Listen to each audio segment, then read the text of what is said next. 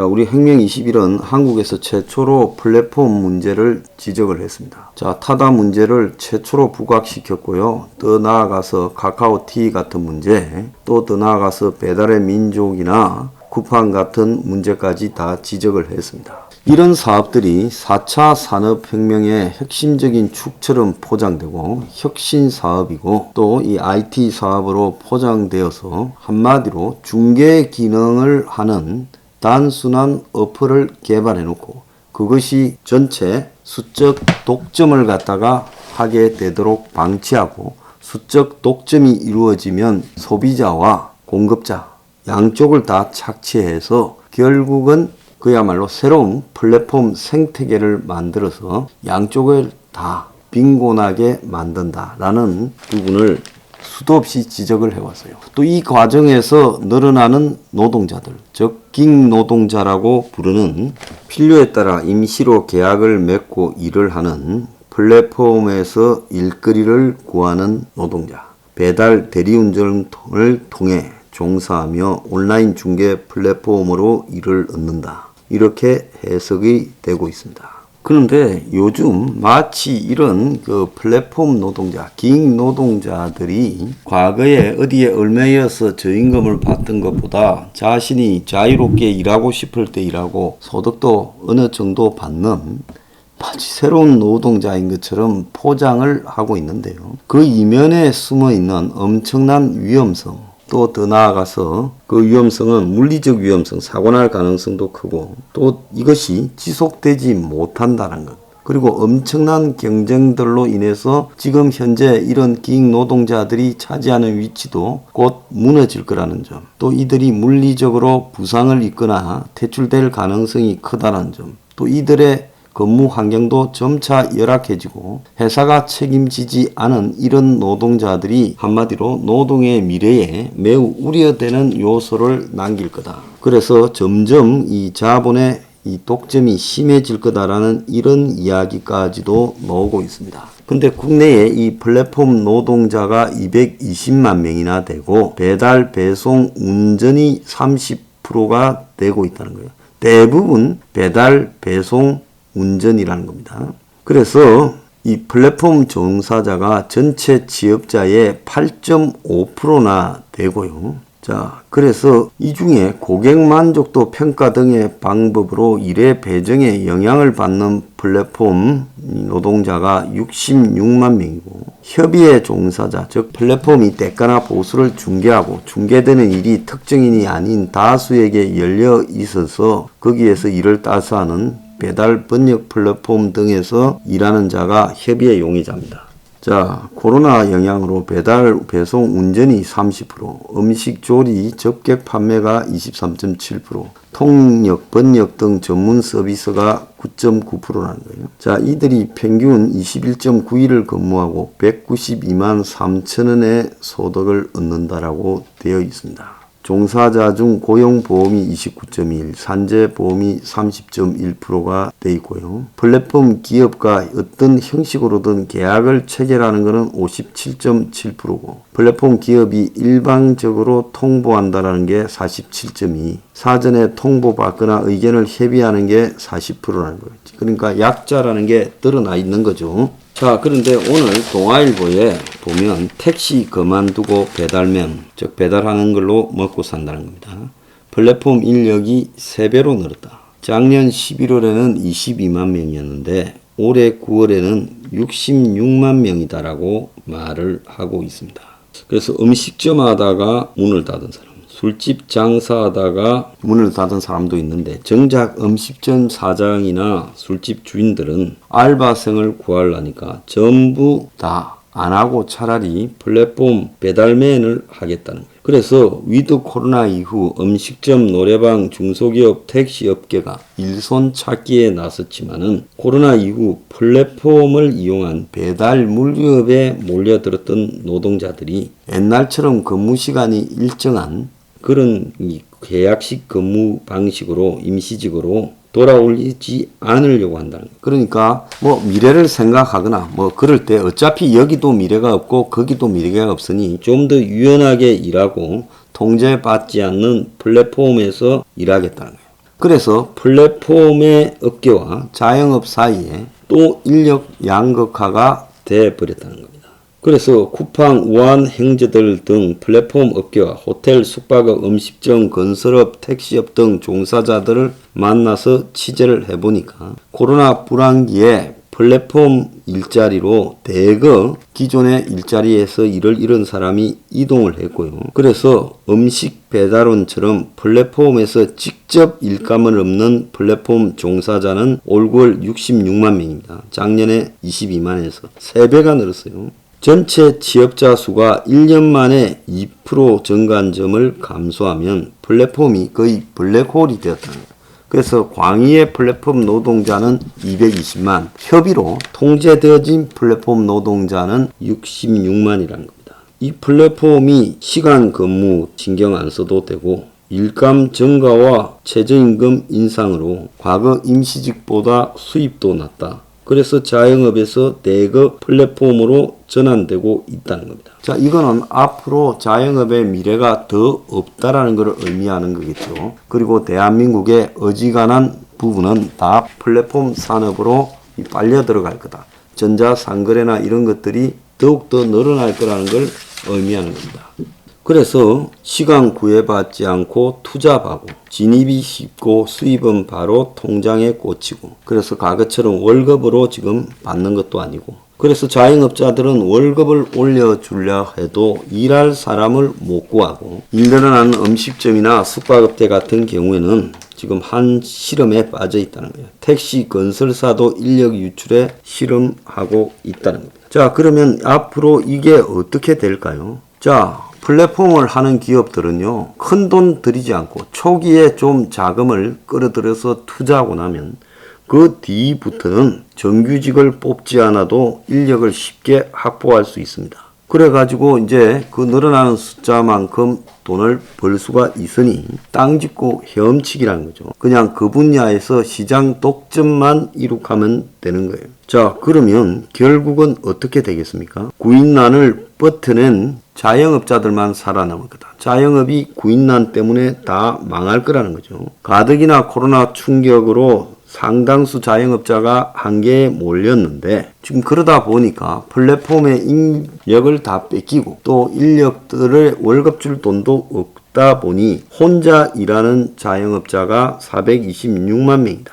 자, 이게 얼마나 심각한가 하면 이 배달의 민족의 우한 행제들 밑에서 일하는 배달원이 4,500명이라는 거예요. 불과 10개월 만에 직원 수가 50%가 늘었다는 거예요. 배달의 민족에 속속되지 않고 간헐적으로 일하는 사람도 10,000에서 20,000명이라는 거예요. 쿠팡의 고용 인원은 43,171명이고 삼성, 현대차 이어 3위라고 합니다. 지금은 6만 명으로 늘었다는 거예요. 지난해 말이 그렇고요. 자, 마켓컬리도 고용 인원이 1년 전보다 2,662명이 늘었어요.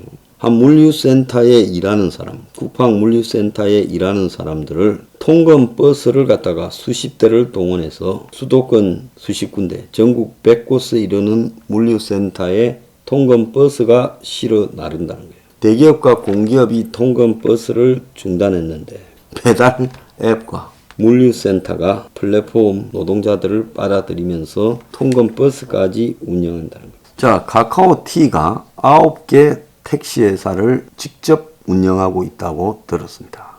그 9개 밑에 한 2,000명의 이 택시 기사들이 일하고 있다는 거예요. 자, 그들에게는 한 달에 500을 찍으면 260만 원이 주어지는데, 자, 그들이 500을 넘기면 20만 원인가 더 준대요. 그런데 500을 찍으려면 노동자들처럼 이틀을 놀아야 되니까, 일반 노동자들처럼요. 어떻게 해야 되겠습니까? 그러면 8일을 놀고요. 한 달에 22일 정도를 일하는 겁니다. 그럼 22일을 일하고 500을 찍으려면 일을 할 때 얼마를 벌어야 되겠습니까? 30만 원 정도를 벌어야 그게 가능할 겁니다. 그럼 하루에 택시를 몰고 12시간을 일을 할 때 12시간 동안 먹기도 해야 되고 화장실도 가야 되고 조금은 쉬어야 될 건데 22만 원을 번다고 하는 것이 쉽겠습니까? 12시간에 22만 원이면요. 1시간에 18,000원 정도는 벌어야 될 겁니다. 택시를 몰고 서울 시내에 18,000원을 벌기가 쉽겠습니까? 1시간에요. 계속 내리면 손님이 타고 내리면 타고 이렇게 해야 될 거예요. 물론 카카오 앱으로 일을 갖다가 던져준다고 하지만은 그렇다고 1시간에 그렇게 벌기는 쉽지 않을 거고 실제 가보니 그렇게 좋은 택시 노선이 별로 주어지지 않더라는 이야기도 있습니다. 자, 그래서 이 플랫폼 노동자의 문제, 이건 미국에서도 지금 난리가 났죠. 미국에서 코로나 이후에 생겨난 일자리 3개 중에 2개가 플랫폼 노동자다라고 이야기를 합니다. 취업자, 전체 취업자의 8.5%가 플랫폼 노동자.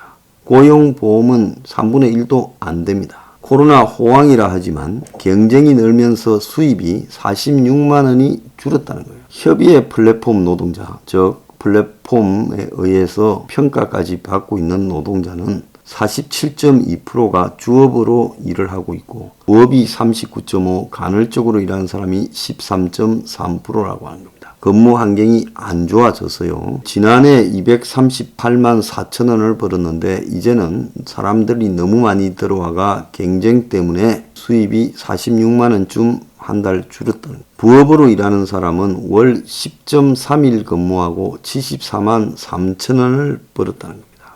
여타 이 플랫폼의 갑질이나 임금 연체 등도 있었던 걸로 나오고요.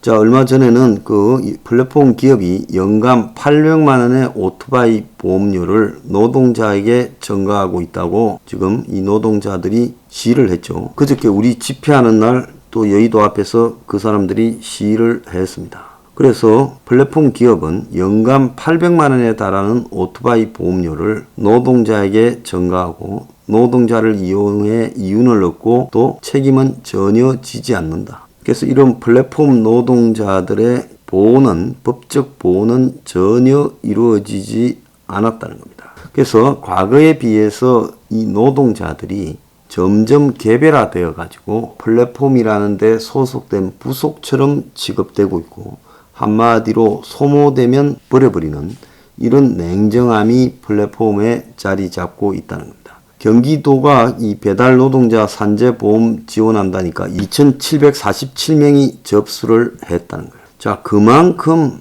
많이 다친다는 겁니다. 그래서 이 플랫폼 노동이 그리고 기획 노동자가 앞으로 이 제조 공장에서 일하는 또 서비스업에 일하는 전형적인 형태의 노동자 조건을 파괴하면서 거대한 눈에 보이지 않는 빅브라더 같은 플랫폼의 지배를 받고 보이지 않는 쪽과 계약을 맺고 이러면서 불안정한 노동에 시달리다가 아마 이 사람들이 다 나중에 생계에 곤란함을 겪고 그야말로 버려지는 노동자가 될 수 있다는 겁니다. 중국 당국에서 지금은 야단이 나가지고 중국 정부가 플랫폼 기업들에게 이 노동자를 직고용하라고 하고 미국에도 지금 빅테크 기업의 플랫폼 노동자들 아마존이라는 회사에서 물류 배달 등을 하는 수많은 노동자들을 미국 정부가 지금 직고용을 하든지 대책을 마련하라고 압박하고 있는 일이 벌어지고 있습니다. 그래서 우리 사회가 이 플랫폼, 어플 등에 이렇게 전부 다 소속되고 거기에 깊숙이 빨려 들어가고 소비자도요, 또 공급자도, 그렇게 노동자도 그렇게 된 사회는 결국 소비자도 나중에 불행해지고 지금 벌써 통닭 한 마리 시켜 먹는데 5,000원, 6,000원 내는데도 많지 않습니까? 소비자 불행해졌죠. 옛날에 이 통닭 시키는데 돈 들었습니까? 주인이 배달맨 고용해서 배달해줬지요. 자, 이 통닭집 하는 사람도 돈이 남지 않습니다. 결국 중간에서 빨대처럼 플랫폼 기업들이 다 빨아먹는 거죠. 그렇다고 거기에서 통닭집 들러서 통닭 받아가지고 배달해주는 배달맨들은 그럼 돈을 받습니까? 한간에 뭐 2주 뛰었는데 뭐 400을 벌었다, 한 달에 700을 800을 벌었다는 전설 같은 이야기를 하고 있는데 그러다가는 얼마 못하고 하늘 날아갑니다. 그래서 이 플랫폼 노동요, 정부가 저는 금지시키고 엄격한 제한 하에만 허용하고 또 기존의 플랫폼으로 하는 수 있는 모든 부분들을 다 그 플랫폼에 소속된 사업자들의 독자적으로 운영할 수 있는 이 공영이나 협동조합형 어플로 돌려야 된다고 보고 있습니다. 그럼 사람들이 많이 찾지 않는다요? 어플끼리 서로 연결되어서 할 수 있도록 하는 방법도 얼마든지 있고요. 대안도 있다고 봅니다.